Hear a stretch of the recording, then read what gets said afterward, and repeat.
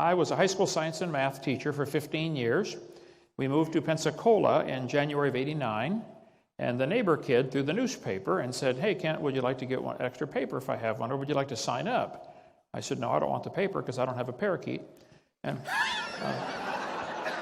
it's the only thing I can think it's good for. But anyway, he gave me a paper every once in a while. There was an article in there that said dinosaur bones were found in Montana from 80 million years ago or something like that. So I wrote my first ever letter to the editor, and I said, no, these dinosaur bones are from those that drowned in the flood in the days of Noah.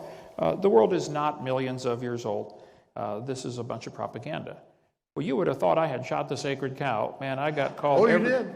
I got called everything but a white boy in that paper for the next 6 months. And I thought, what did I do? Finally, a student called me from University of West Florida. He said, Kent, would you like to come debate one of our professors? We're reading all your letters in our class.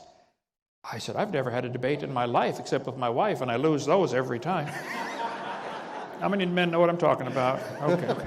I said, well, sure, I'll come debate the guy. So I went and had my first ever debate at the University of West Florida, and I slaughtered the poor guy. I thought, they can't all be this dumb, are they? They are. I've now had 107 debates at universities, and I defend the position that the Bible is literally true and scientifically accurate.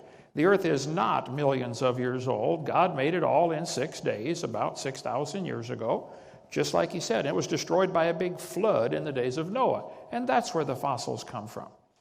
Well, anyway, that led to churches asking me to come, and pretty soon I was traveling all over the world speaking 900 times a year on the subject of creation, evolution, and dinosaurs and stuff like that. And we were building a little, in my backyard, a dinosaur adventure land for kids to come visit. And so we had several college students who would come work whenever they could. They'd say, hey, Kent, I got 3 hours free. Can I do something? We'd give them the pickup truck and $3,000 and say, go buy shingles or go buy plywood or whatever we were doing. So I would have my wife go down to the bank every 2 weeks and get out $9,500 if we had it for all these projects we had going. The pastor said, try to keep it under $10,000 or they're going to think you're a drug dealer. Okay, well, I've never taken drugs. I've never tasted alcohol. I had NyQuil a couple times. But anyway, I said, from 99 to 2002, we were going every 2 weeks, getting out cash to have all the building projects at our place. 2002, I called the staff in. I said, hey, look, I don't like my wife carrying all this cash and keeping this on hand. We're going to get a couple credit cards. And I'm a little reluctant to trust a college student with a pickup truck and a credit card, but we did. And so 2002, we stopped using cash and went to credit cards, okay? 2006, July 2006, 4 years later, a SWAT team came storming into my house, 20 SWAT team guys and IRS agents and Escambia County police officers. I said, what on earth do you want? You're being arrested. I said, for what? The judge will tell you.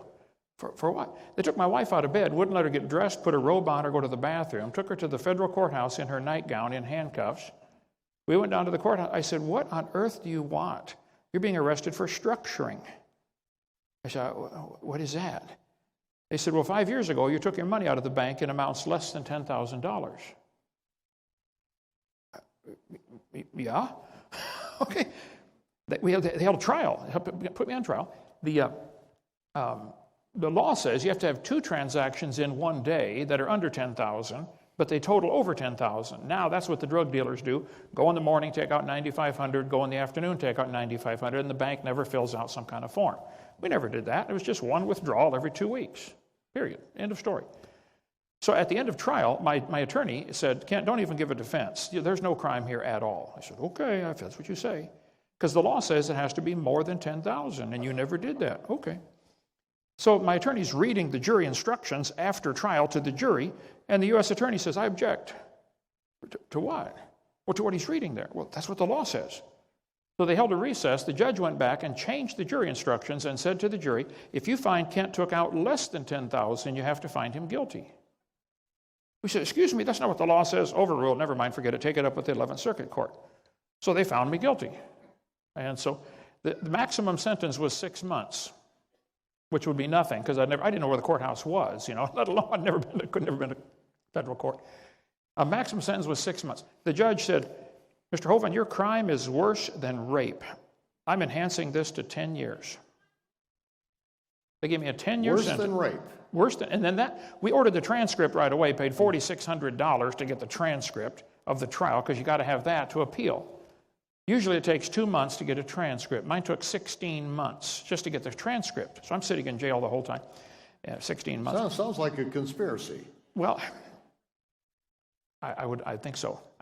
Anyway, so maybe some people don't like the creation message because it goes against their, pinky in the brain, New World Order plans to rule the world. But when we finally got the transcript, things had been changed in the court transcript. The worse than rape stuff was gone. I said, wait, this isn't the transcript of the trial.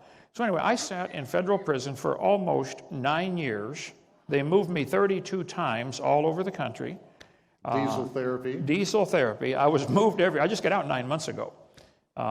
Came home to nothing. Okay, they took everything. The U.S. attorney went down and seized our church ministry bank account, Creation Science Evangelism. He seized the bank account. A couple of weeks later, he flew to Detroit to have sex with a 5-year-old, got off the airplane with Vaseline and a doll, and got arrested. They put him in jail, and he hung himself.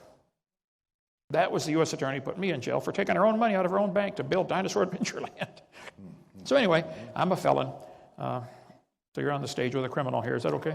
Oh, I'm proud. I'm proud to be on the stage with a criminal like you. What is this crime? I mean, you were really not against them teaching evolution in schools. It's just you said you can't do it by teaching lies, and you expose the lies. Is that not your crime? Correct. Against them. When I do the debates against atheists, like I said, I have over 100 of them. The first thing you do is define the terms. What exactly are we talking about? What do you mean by evolution? We'll talk more about that tomorrow, because to me, that is essential that people understand. Because when I say that word, I'm thinking of something, but when they say that word, they're thinking of something totally different. And I've learned how to win the debate with these guys in 5 minutes. It's real easy, and we'll teach the folks tomorrow how to do that on creation versus... Well, that's very practical because of the number of people that are embroiled in these debates from high school into college.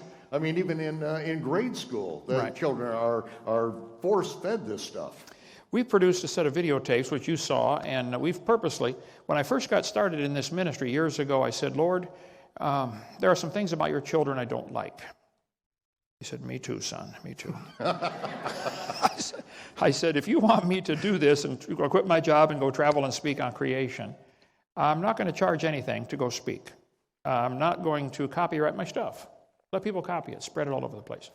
Finally, we had to say, okay, it's copyrighted, but you can copy it if you don't change it or sell it, because that's my intellectual property. But anybody can copy it. One guy in Texas has the record, 41,000 copies. I don't know if anybody beat that. But I'm glad to hear about your 10,000 copies. Give them out. Please do. Mm-hmm. We've had so many people get saved. People will sit home and watch a video that you will never get to come to church. Yeah. Never. We have had tens of thousands of people write to us and call us and say, I watched your video and I got saved. Thank you so much. Just for a little video DVD. All I do is I try to keep it real simple. Just explain, hey, the Bible is correct. Anything other than a 6-day creation doesn't work. My first debate, they said, Kent, we want you to turn in 30 questions that we can use to debate on. And the other guy will turn in 30 questions, and we'll debate these questions. I said, okay. So I turned in 30. I thought they were pretty simple questions. I said, the owl has an eyeball that's shaped like a telescope, a cylinder. He cannot roll his eye in his head. It's shaped like a cylinder. He can't move his eyes around like we can. All the other birds can roll their eyes like we can. Owl can't do that. He's got to turn his whole head. Now, he can read the newspaper at the other end of the football field, if he could read and cared what's going on in the world. But the fact is, the owl cannot move his eyes in his head. Okay? All the rest of the birds can. So my question is, how do you go from a cylinder or spherical eyeball to a cylinder eyeball, since every stage in between is totally blind? How did this evolve? Well, that question never came up in the debate. So I said, termites chew on wood and swallow it, but they can't digest it. They've got a critter that lives in their intestine. You talk about tiny. Little bitty flagellated paramecium lives in the intestine of the termite. They actually digest the cellulose. Now, those critters cannot live outside of the termite. It's a totally different animal. And the termite cannot live without those little critters in his gut. So my question is, which one evolved first, and how did it live without the other one? That question never came up either. None of my questions came up. I thought they were fair questions, you know. But if God gave me a gift, He kept me permanently in 4th grade. I just operate best right there. You know, avoid all the big words. Let's just explain it, you know, where people can understand it. Wait, where do you think you're going? You're not done yet. You got to subscribe if you want to see more of this stuff. Just click the button up here. Better yet, you can click here to watch more right now. And if you like what you see, support what we do. Donate here to keep the broadcast coming. Thank you.